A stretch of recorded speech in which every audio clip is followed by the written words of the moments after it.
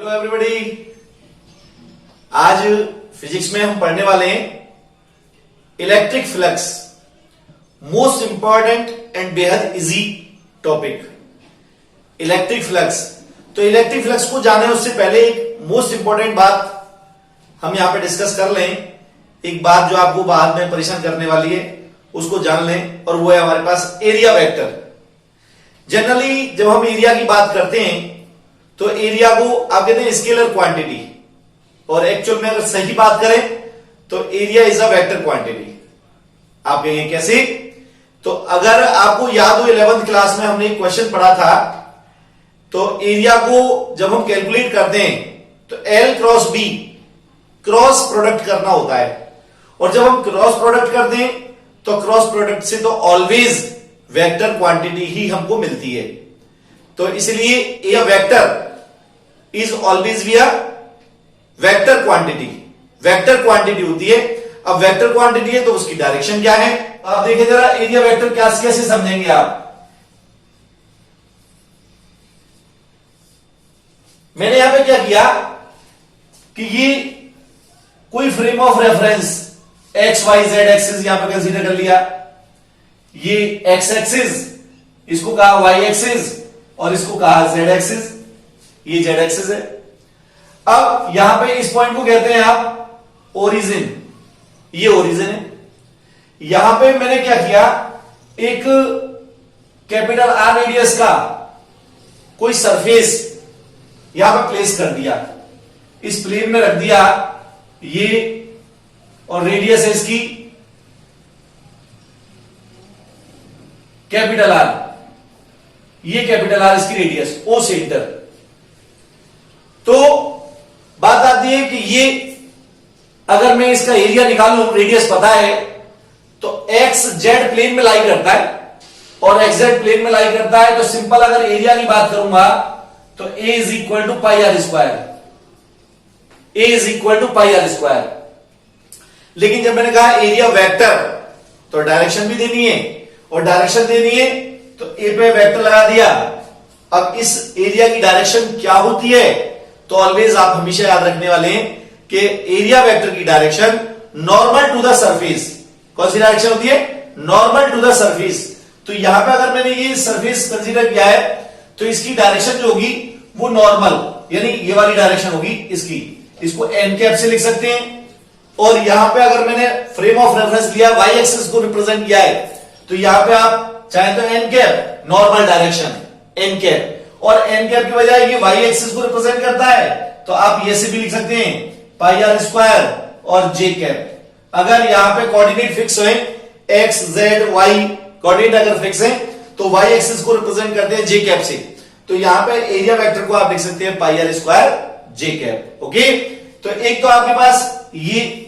दूसरा मैंने यहीं पे एक एग्जांपल और लिया कि लेट अस सपोज ये एक्स वाई एंड जेड ये ले लिया। अब यहां पर मैंने एक सरफेस को कंसीडर किया, ये सरफेस कंसीडर कर लिया। एक्चुअल में जेड एक्सिस ये वाली होती है, ये जेड एक्सिस है। हम ड्रॉ ऐसे करते हैं और होती है ऐसे, एक्चुअल में ये है। तो यहां पे ये ओरिजिन, और ये मैंने एक स्क्वायर शेप का सरफेस ले लिया ए, और ये ए। अब इसका अगर एरिया निकालूं तो ये वाला एरिया, ये वाला पार्ट, तो इसका एरिया होगा a is equal to side square, यानी ए स्क्वायर। लेकिन जब मैंने कहा एरिया वेक्टर, तो एरिया वेक्टर कैसे कैलकुलेट करेंगे? A vector is equal to, अब इसकी direction normal to the surface, और नॉर्मल डायरेक्शन को किससे रिप्रेजेंट करेंगे? जेड एक्सिस, और जेड एक्सिस को कहते हैं के कैप। तो ये एरिया वेक्टर हो गया ए स्क्वायर के कैप। अब एरिया में ये जो बात कर रहा था मैं, ये ओपन सरफेस है। ओपन सरफेस जो होती है वो 2D सरफेस होती है। 2D सरफेस, ये 2D सरफेस है, ये 2D सरफेस है, कोई भी 2D सरफेस ओपन सरफेस होती है। लेकिन अगर मैं बात करूं क्लोज सरफेस की, तो क्लोज सरफेस 3D में आती है। 3D में कैसे? क्लोज सरफेस को कंसीडर कर लिया, सपोज किया मैंने ये क्लोज सरफेस है 3D।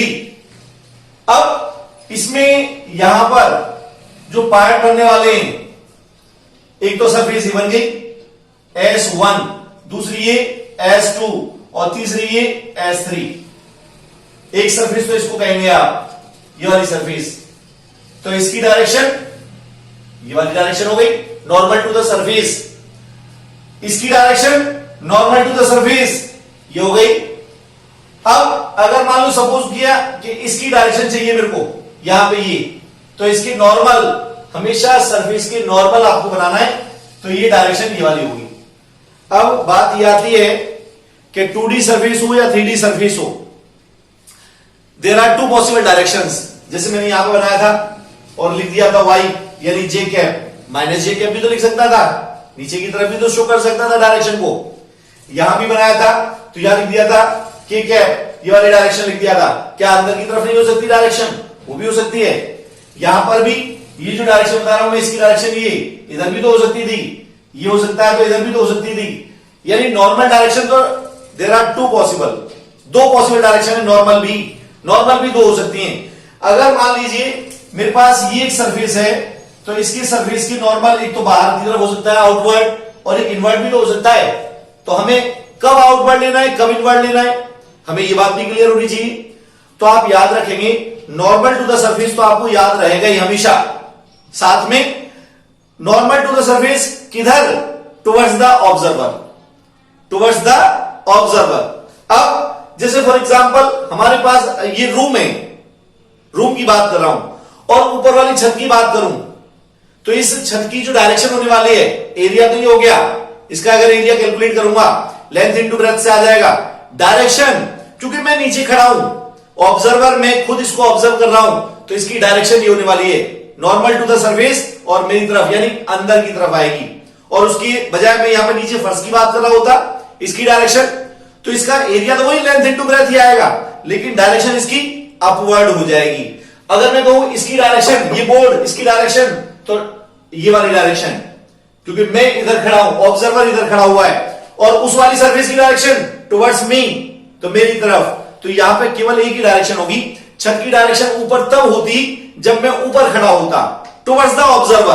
ऑब्जर्वर किधर है, इस बात पर डिपेंड करेगा एरिया वेक्टर की डायरेक्शन को। ओके, तो हमेशा याद रखना है जब कभी भी क्लोज सरफेस लोगे, जैसे मान लो ये क्लोज सरफेस लिया, अब क्लोज सरफेस के अंदर तो आप हो नहीं, आप तो बाहर ही हो, तो बाहर हो, तो इसलिए हमेशा इसकी डायरेक्शन, जैसे इस सरफेस की डायरेक्शन लेनी है, तो अभी outward normal to the surface, यहां पे लिया तो outward normal to the surface, यहां पे लिया नॉर्मल टू द सरफेस, यहां पे लेंगे तो normal to the surface, but outward. तो 3D में आपको याद रखना है आउटवर्ड। आउटवर्ड क्यों ले रहे हैं? क्योंकि हम उसके अंदर नहीं है, हम उसके बाहर है, ऑब्जर्वर बाहर है उसके। ऐसे यहां पर जब हमने बात किया कि अगर हम इधर बात कर रहे होते तब तो ये डायरेक्शन है, और मान लो बाई चांस हम बात कर रहे होते इधर, ऑब्जर्वर नीचे की तरफ होता, तो डायरेक्शन इसकी माइनस जे कैप लगाते, फिर यहां पे minus J cap. It is depend on position of the observer, position पे डिपेंड करता है, ऑब्जर्वर की पोजीशन कहां पर है उस बात पे डिपेंड करता है। तो आई थिंक ये क्लियर हो गया होगा कि एरिया वेक्टर क्या है, उसकी डायरेक्शन आपको कैसे लेनी है। Normal to the surface, always normal to the surface, हमेशा ये डायरेक्शन आपको लेनी है। ओके, तो चलिए ये तो हुआ अब एरिया वेक्टर से रिलेटेड बात। अब बात करें हम इलेक्ट्रिक फ्लक्स की। तो इलेक्ट्रिक फ्लक्स की डेफिनेशन क्या है, डिफाइन कैसे करें? पहले तो डिफाइन, उसके बाद फॉर्मूला, उसके बाद समझेंगे। तो एक्चुअल में ये जो फ्लक्स आपने लिखा है वर्ड, फ्लक्स का वर्ड मीनिंग ढूंढोगे तो वो मिलता है फ्लो। फ्लो, अगर फ्लक्स को डिक्शनरी में ढूंढे कि फ्लक्स का वर्ड मीनिंग क्या है, तो फ्लो। और इलेक्ट्रिक का मतलब चार्ज, और चार्ज का मतलब फील्ड लाइन, इलेक्ट्रिक फील्ड और फील्ड लाइन। इलेक्ट्रिक फील्ड को रिप्रेजेंट करते हैं इलेक्ट्रिक फील्ड लाइन से।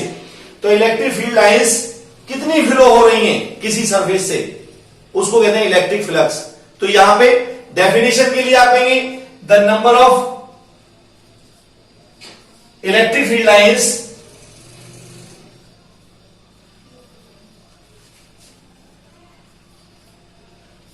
passing through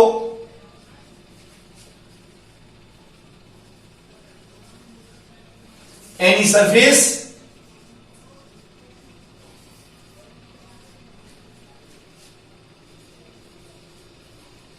normally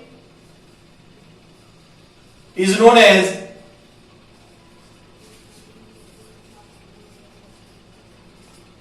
electric flux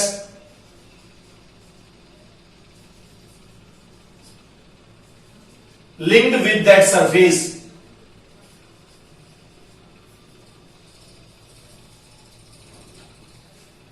The total number of electric field lines passing through any surface, कोई भी सरफेस आपने जो लिया है उस सरफेस से जितनी फील्ड लाइंस पास होती हैं, याद रखनी है नॉर्मली।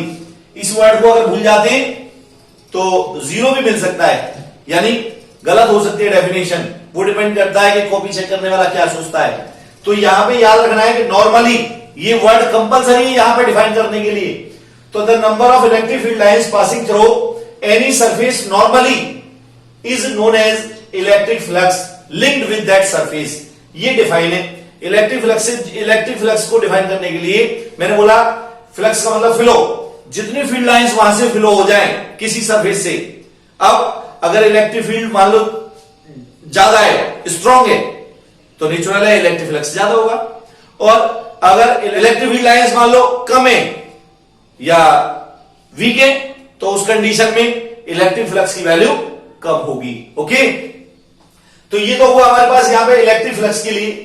अब मैथमेटिकली फॉर्मूला की बात करूं तो मैथमेटिकली फॉर्मूला के लिए कहते हैं फाई से रिप्रेजेंटेशन देते हैं, फाई, और ई लगा दिया इलेक्ट्रिक के लिए, तो phi E is equal to, और फॉर्मूला होता है E vector dot A vector. A is the area और एस, एरिया को ए कह सकते हैं और एस भी कह सकते हैं। मैंने बोला एरिया वेक्टर क्वांटिटी है, तो दोनों का स्केलर प्रोडक्ट हमने यहां पे लिया है। ओके, तो यहां पे आप ये भी कह सकते थे, और phi E is equal to E A cos theta.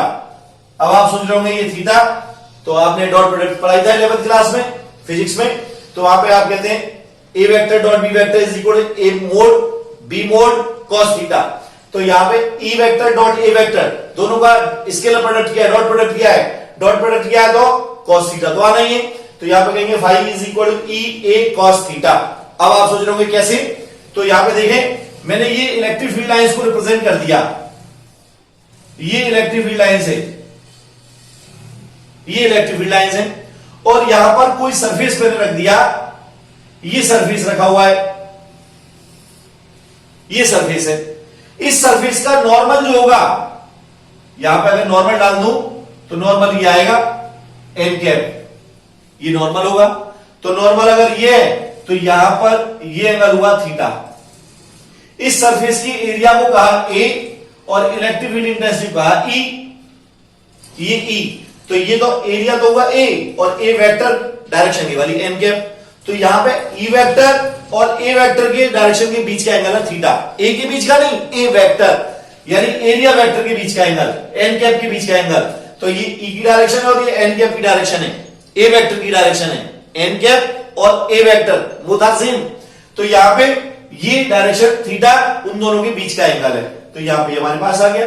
अब यहां पे आप बात करेंगे नंबर 1 पहला कि if theta is equal to 0 degree, theta अगर 0 डिग्री है तो उस कंडीशन में यहां पे कहते हैं cos theta is equal to cos 0 equal to 1, और cos 0 जब 1 होता है तो phi E is equal to आता है ई ए, और ये आया पॉजिटिव, और जब ये पॉजिटिव आया तो मैक्सिमम तो है ये साथ में पॉजिटिव, तो पॉजिटिव फ्लक्स को कहते हैं इमर्जेस आउट, यानी आउटवर्ड फ्लक्स, बाहर निकलने वाला फ्लक्स, तो इसको कहेंगे आउटवर्ड्स।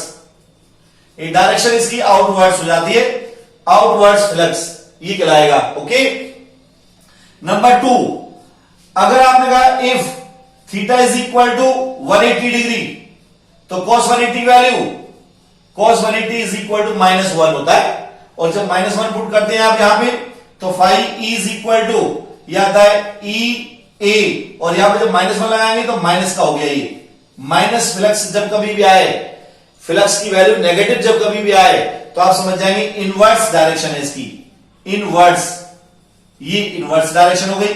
अब आप सोच रहे हो कैसे, ये आउटवर्ड्स कैसे हुई और ये इनवर्स कैसे हुई।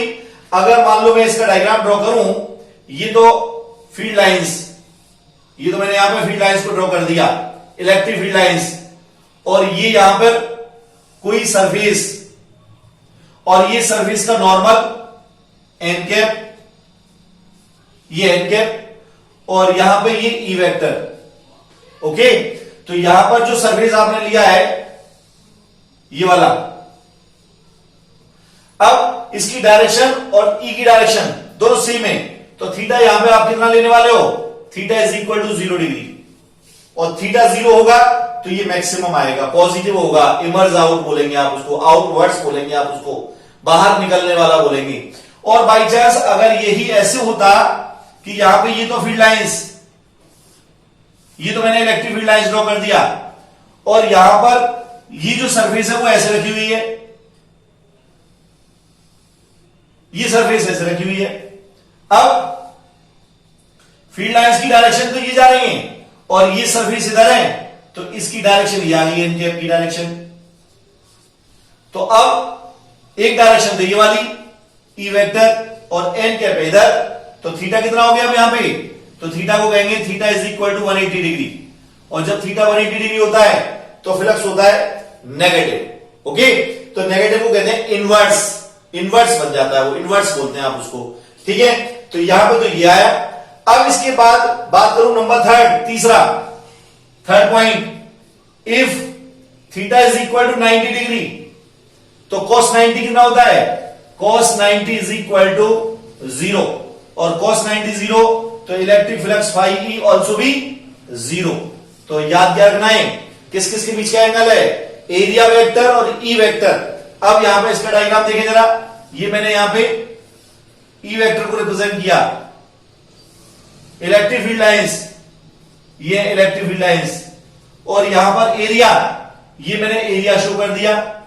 तो इस एरिया की डायरेक्शन ये वाली, ये एन कैप की डायरेक्शन, एरिया मैंने ऐसे रखा हुआ है, तो ये जब ये एन कैप है, तो अब यहां पे थीटा कितना हुआ दोनों के बीच का, ये वाला, अगर इस थीटा को देखेंगे तो theta is equal to 90 degree, और जब 90 डिग्री होता है एन कैप की डायरेक्शन और ई की डायरेक्शन के बीच का एंगल 90 डिग्री होता है। N cap means area vector, बार बार कह रहा हूं मैं आपसे कि हमें एरिया वेक्टर लेना है, एरिया वेक्टर, तो एरिया वेक्टर यानी एन कैप नॉर्मल डायरेक्शन को लेना है। गलती करते हैं आप लोग इसी में, इसीलिए मैंने सबसे पहले आपको एरिया वेक्टर समझाया था। तो यहां पर एन कैप की डायरेक्शन और ई की डायरेक्शन के बीच का एंगल 90 डिग्री है, तो 90 डिग्री होने पर cos 90 0 हो जाता है और फाई ई 0 होगा। There is no electric flux passes through that surface, उस सरफेस से कोई इलेक्ट्रिक फ्लक्स पास नहीं होगा। क्लियर? अब यहां पे एक बात और करनी थी, ये तो हमारे पास आ ही गया कि इलेक्ट्रिक फ्लक्स की वैल्यू कैसे कैलकुलेट करेंगे, इलेक्ट्रिक फ्लक्स होता क्या है ये तो हम समझ गए। अगर मान लीजिए इलेक्ट्रिक फील्ड इंटेंसिटी या इलेक्ट्रिक फील्ड लाइंस, अभी तो मैंने लिया है तो ये यूनिफॉर्म बनाया था, यूनिफॉर्म, मान लो इलेक्ट्रिक फील्ड यूनिफॉर्म नहीं हो, या फिर जो आपने सरफेस लिया है, ये वाली जो सरफेस लिया है ये प्लेन सरफेस ना हो, कोई इरेगुलर सरफेस हो, तो इन दैट कंडीशन फिर क्या करेंगे आप, ऐसी कंडीशन में जहां पर ये प्लेन सरफेस नहीं हो या इलेक्ट्रिक फील्ड इंटेंसिटी यूनिफॉर्म नहीं हो, तो फिर क्या करेंगे।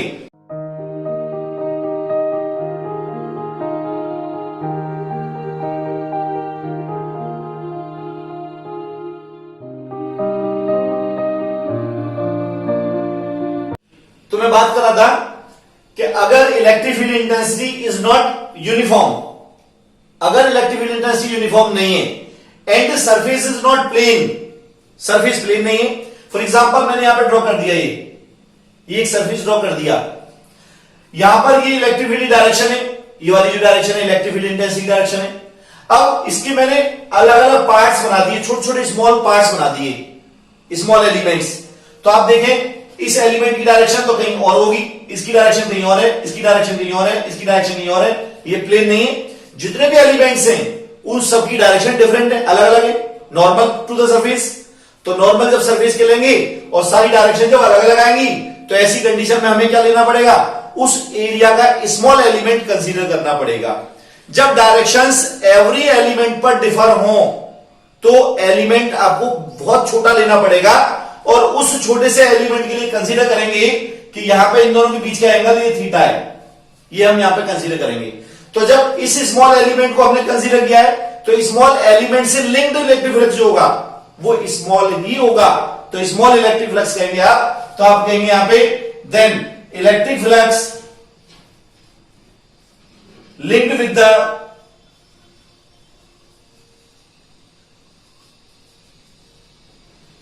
the small element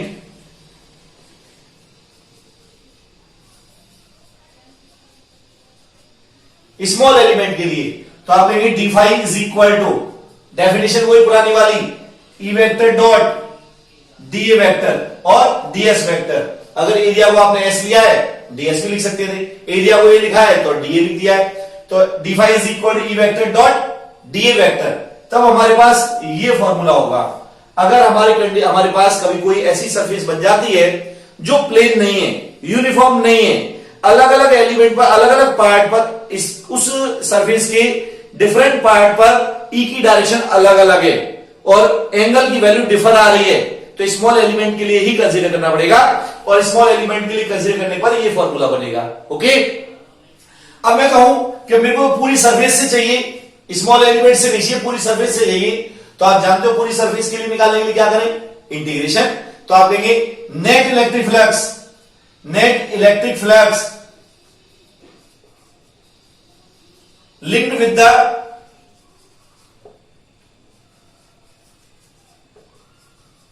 whole surface phi is equal to integration E vector dot dA vector। Clear? तो ये हो गया हमारे पास यहां पे फाई, यहां तक क्लियर हो गया। अब अगर मान लीजिए बाई चांस ये जो सरफेस है ये क्लोज्ड हो, 3D सरफेस हो, जैसे अभी बात कर रहा था मैं, 3D सरफेस में अगर दिया गया हो, क्लोज सरफेस अगर हो, तो फिर आप उस कंडीशन में क्लोज इंटीग्रेशन करने वाले हैं। क्या करेंगे? Close integration. तो आप लिखेंगे net electric flux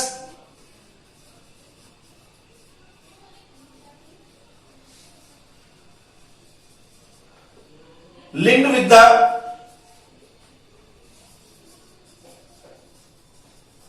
closed surface, close surface के लिए, तो आप कहेंगे phi is equal to close integration E vector dot DS vector. ये सिंबल आपने पहली बार देखा होगा, हो सकता है, इसको क्लोज इंटीग्रेशन कहते हैं। और क्लोज इंटीग्रेशन का मतलब होता है कि जितनी भी उसकी सरफेसेस है, होल सरफेस जितना भी है, जितनी भी सरफेस बननी होगी, सबके अलोंग आपको इंटीग्रेशन करना होगा, तो ये क्लोज इंटीग्रेशन बन जाता है। जनरली जब हम बात करेंगे आगे, तो ई कांस्टेंट होता है हमारा, ई कांस्टेंट होता है तो बाहर ले आते तो डीएस का इंटीग्रेशन करना, होल सरफेस एरिया हम पुट कर देते हैं, सरफेस एरिया हमको पता होता है। क्लियर? तो यहां पर ये तो बात हुई कि अगर ये यूनिफॉर्म नहीं है तब क्या करना है हमको, तो ये तो हो गया इलेक्ट्रिक फ्लक्स की बात। अब बात करें कि ये यूनिट क्या बनेगी, डायमेंशन फॉर्मूला क्या बनेगा। तो यहां पे पहली बात तो ये कि ये डॉट प्रोडक्ट हो रहा है। यहां पर जब हमने जितनी भी डेफिनेशन पढ़ी थी उसमें हमने कहा था कि dot product, electric field line जितनी पास हो रही हैं उसको कह रहे थे आप इलेक्ट्रिक फ्लक्स। जब डॉट प्रोडक्ट होता है तो दो वेक्टर क्वांटिटीज का अगर डॉट प्रोडक्ट हो तो नेचुरल सी बात है कि स्केलर क्वांटिटी ही मिलेगी। तो जब स्केलर क्वांटिटी मिलेगी तो electric flux is a scalar quantity. तो आप याद रखेंगे कि it is a scalar quantity. एक बात तो ये कि स्केलर क्वांटिटी होती है, ये स्केलर क्वांटिटी है। दूसरी बात कि अगर मैं इसका डायमेंशन फॉर्मूला निकालूं या यूनिट निकालूं, ऐसा यूनिट, तो ऐसा यूनिट कहेंगे, ऐसा यूनिट। तो यहां से ऐसा यूनिट को बनाए तो आपने कहा था ई डॉट ए, ई के लिए न्यूटन पर कूलाम, तो आप कहते हैं यहां पे न्यूटन अपॉन कूलाम इनटू, और ए के लिए मीटर स्क्वायर, तो मीटर स्क्वायर, तो ये इसकी ऐसा यूनिट बन गई, न्यूटन मीटर स्क्वायर पर कूलाम। दूसरा एक यूनिट अगर आपको याद हो तो मैंने आपसे कहा था कि ई की यूनिट वोल्ट पर मीटर भी होती है, वोल्ट पर मीटर। तो दूसरी यूनिट और बनाना चाहे तो आप ऐसे भी लिख सकते हैं, वोल्ट पर metre into metre square, volt पर मीटर इंटू मीटर स्क्वायर। तो यहां से कैलकुलेट करें तो आ जाएगा volt into metre, volt metre भी हो सकता है, ये भी यूनिट बन सकती है। ऐसा यूनिट न्यूटन मीटर स्क्वायर पर कूलाम और वोल्ट मीटर। अब डायमेंशन फॉर्मूला कैलकुलेट करें तो न्यूटन के लिए डायमेंशन फॉर्मूला होता है mlt-2 और कूलाम के लिए होता है at, और l स्क्वायर मीटर स्क्वायर के लिए। तो जब आप इसको सॉल्व करेंगे, t को ऊपर ले जाएंगे तो डायमेंशन फॉर्मूला आने वाला है आपके पास m, अब ये एल और एल स्क्वायर, तो एल क्यूब हो गया, एल क्यूब, और टी माइनस 2 और टी माइनस 1 यहां से आ गया, तो टी माइनस 3 और ए माइनस 1, ये इसका डायमेंशन फॉर्मूला आ गया, एम एल 3 टी माइनस 3 ए माइनस 1। ओके, तो ये यहां पे ऐसा यूनिट और डायमेंशनल फॉर्मूला। क्लियर? अब इस पे बेस्ड कुछ क्वेश्चंस जिससे आपका डाउट 100% क्लियर हो जाए। इलेक्ट्रिक फ्लक्स पे बेस्ड क्वेश्चन जो आते हैं वो किस तरीके से आते हैं और कैसे आपको सॉल्व करने हैं। ठीक, तो एक क्वेश्चन देखते हैं।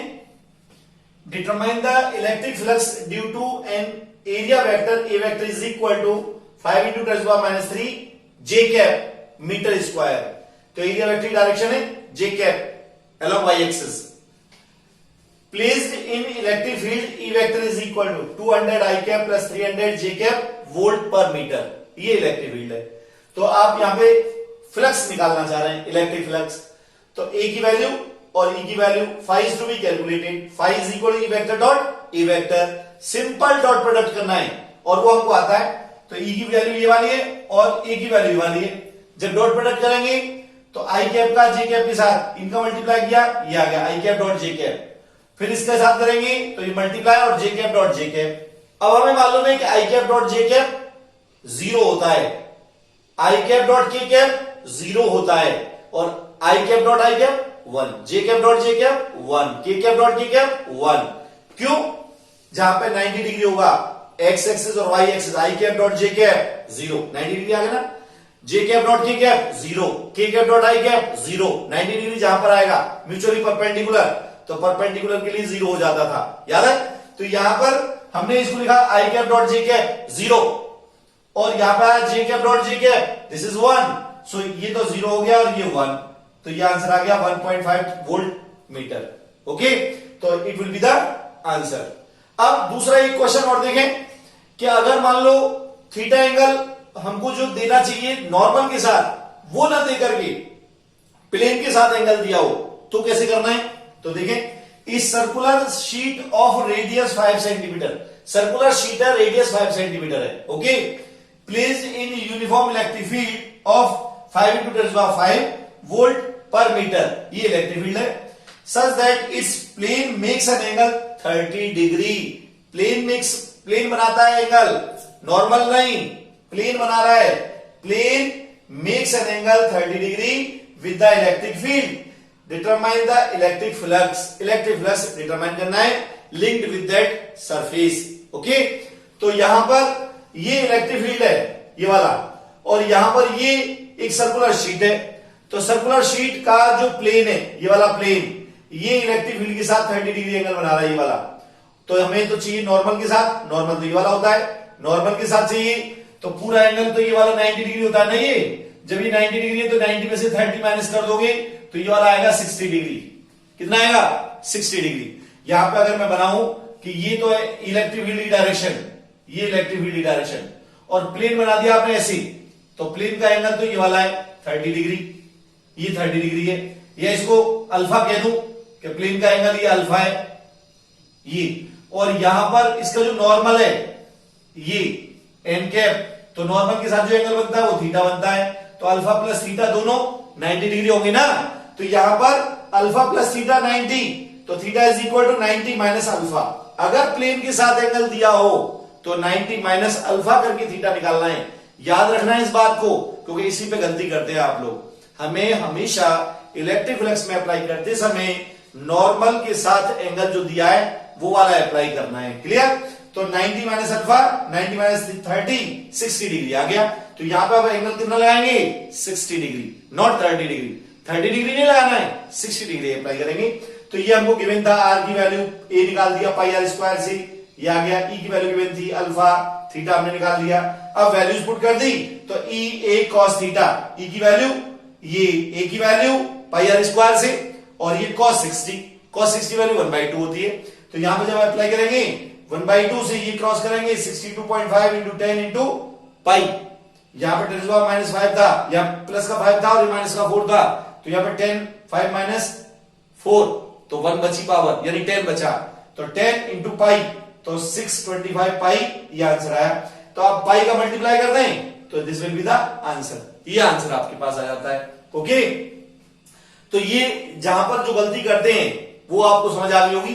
एक क्वेश्चन और अभी करते हैं तो और क्लियर हो जाएगा कि क्या करना होता है। Clear. Question number 3, A cylinder is placed in a uniform electric field E vector, electric field uniform है, whose direction is along the axis of cylinder, cylinder की जो एक्सिस है उसके along है इलेक्ट्रिक फील्ड की direction, so that the total electric flux through the cylinder is 0, net electric flux जो होगा cylinder से वो 0 होगा। इस बात को हमें प्रूव करना है, तो यहां पर शो करना है। मैंने ये इलेक्ट्रिक फील्ड की डायरेक्शन को ड्रॉ किया है, ये इलेक्ट्रिक फील्ड है और ये लिया यहां पे मैंने एक सिलेंडर, ये वाला एक सिलेंडर लिया है, ये आपको शो हो रहा है। ओके, यहां से और यहां तक। अब मैंने आपसे कहा था कि जब कभी भी इलेक्ट्रिक फील्ड में कोई क्लोज सरफेस रखा होगा और उससे लिंक्ड इलेक्ट्रिक फ्लक्स कैलकुलेट करना है तो क्लोज इंडिकेशन करना है, तो आप कहेंगे नेट इलेक्ट्रिक फ्लक्स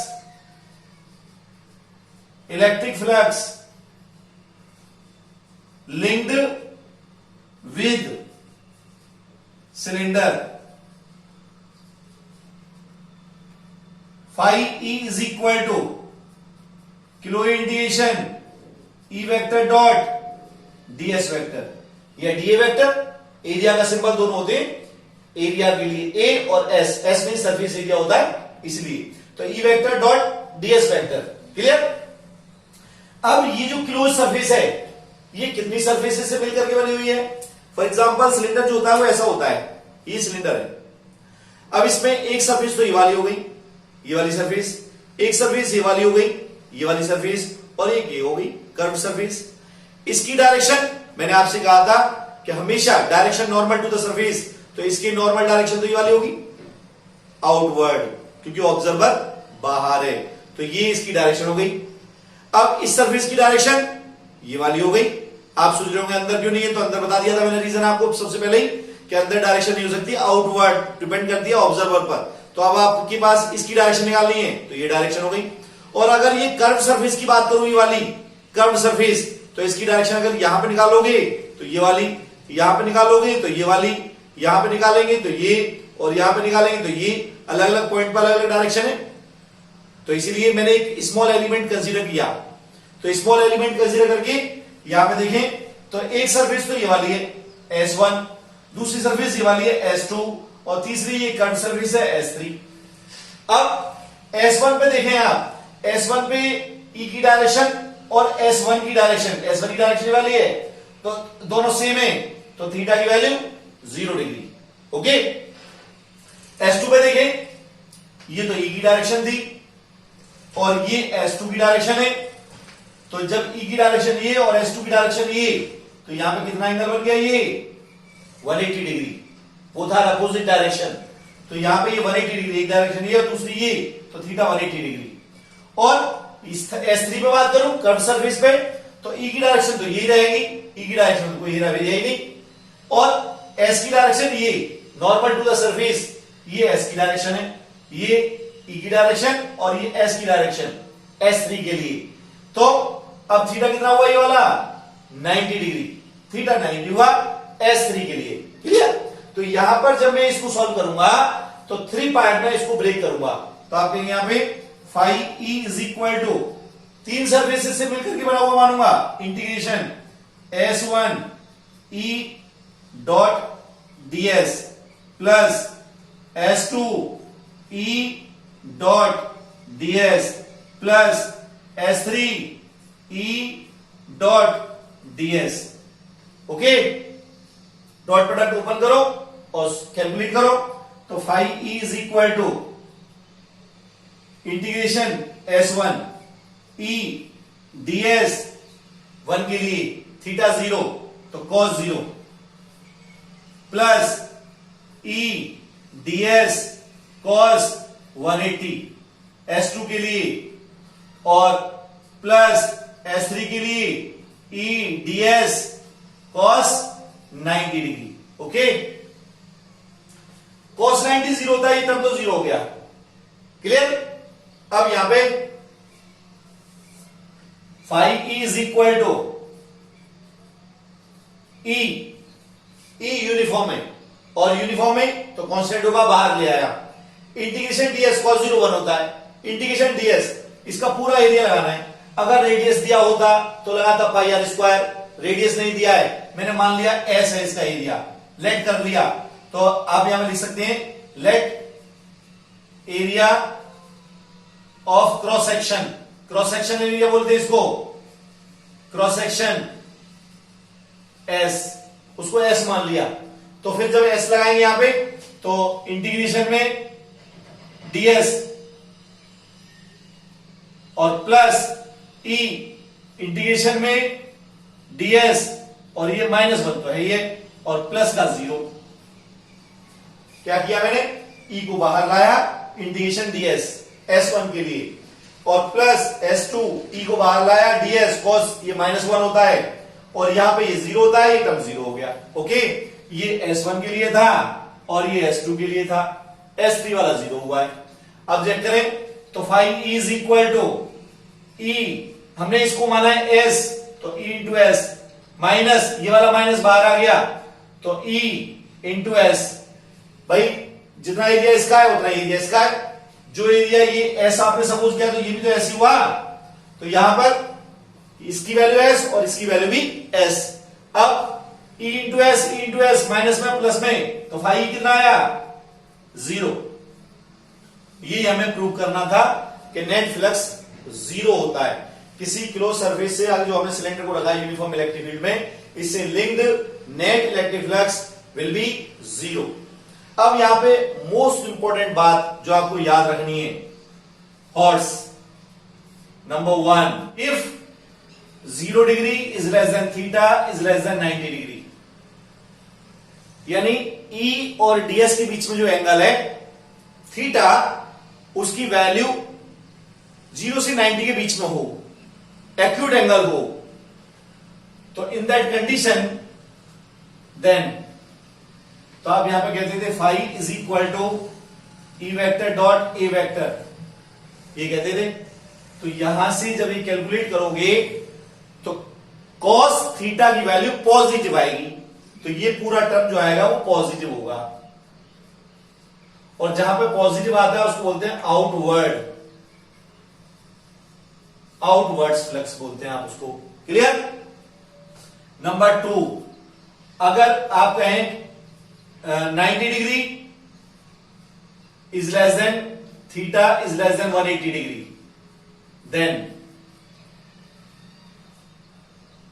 अगर थीटा की वैल्यू यहां पर 0 से 90 बीच में तो पॉजिटिव फ्लक्स लिखा था, लेकिन अगर थीटा की वैल्यू 90 से 180 के बीच में, तो इन दैट कंडीशन यहां पे आप कहेंगे phi is equal to E vector dot A vector से ये नेगेटिव वैल्यू आएगी, और जहां पे नेगेटिव वैल्यू होती है उसको बोलते हैं इनवर्स फ्लक्स। इनवर्स होता है, अंदर की तरफ जाता है, उसकी डायरेक्शन इनवर्ड होती है। यहां देख सकते हैं आप, यहां पर ये आउटवर्ड फ्लक्स है, बाहर जा रहा है, पॉजिटिव आया था। यहां पे देखें आप, ये इधर जा रहा था और ये इधर जा रहा था, इनवर्ड यानी अंदर जा रहा है ये, तो इसलिए नेगेटिव आया था। ये इनवर्स फ्लक्स नेगेटिव होता है, 180 डिग्री पर भी ये नेगेटिव होगा। क्लियर। तो यहां पर ये इक्वल लगा सकते हैं, यहां पर ये इक्वल लगा सकते हैं, ठीक है। तो ये इनवर्स हो गया। एक और मोस्ट इंपॉर्टेंट बात, थर्ड, कि अगर कभी कोई close surface uniform electric field में रखा हो, if a close surface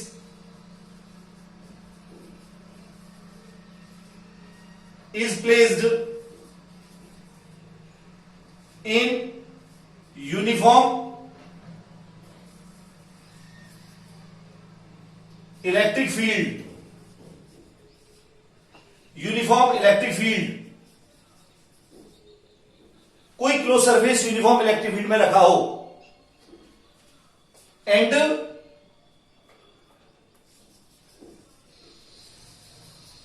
there is no charge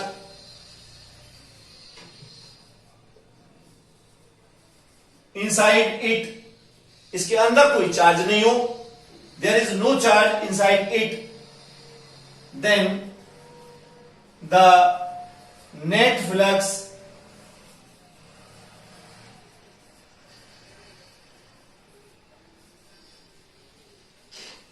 linked with the closed surface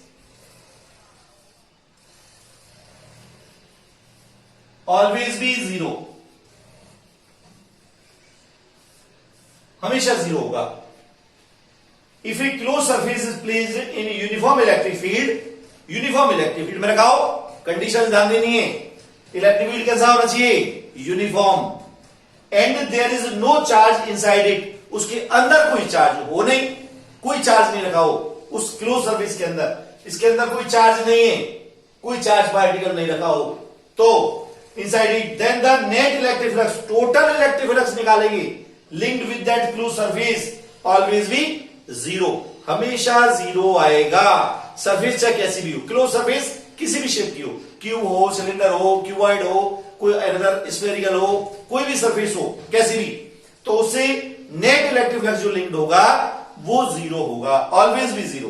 अब आप सोच रहे होंगे क्यों, तो क्यों तो आपको समझ आ गया होगा कि जितना इसके अंदर जाता है उतना ही उसके बाहर निकलता है, यानी इनवर्स फील्ड लाइंस जितनी होंगी उतनी आउटवर्ड्स होती हैं, इसलिए नेट इलेक्ट्रिक फ्लक्स ऑलवेज भी जीरो, हमेशा जीरो आएगा। तो यहां तो मैंने ये प्रूव भी किया है इस एग्जांपल के थ्रू, बाकी आप इसको याद रखेंगे हमेशा, कभी भी कोई भी क्लोज सरफेस अगर यूनिफॉर्म इलेक्ट्रिक फील्ड में रखा है और साथ में उसके अंदर कोई चार्ज नहीं है, कोई चार्ज उसके अंदर नहीं है, तो उससे लिंक्ड इलेक्ट्रिक फ्लक्स ऑलवेज भी जीरो। ओके, तो आज ऐसा फील करता हूं कि आपको 100% समझ में आ रहा होगा, कहीं कोई प्रॉब्लम नहीं होगी, है ना। तो कल फिर मिलेंगे गॉस थ्योरम के साथ, गॉस लॉ के साथ और उसके एप्लीकेशंस नए टॉपिक के साथ। Okay, thank you.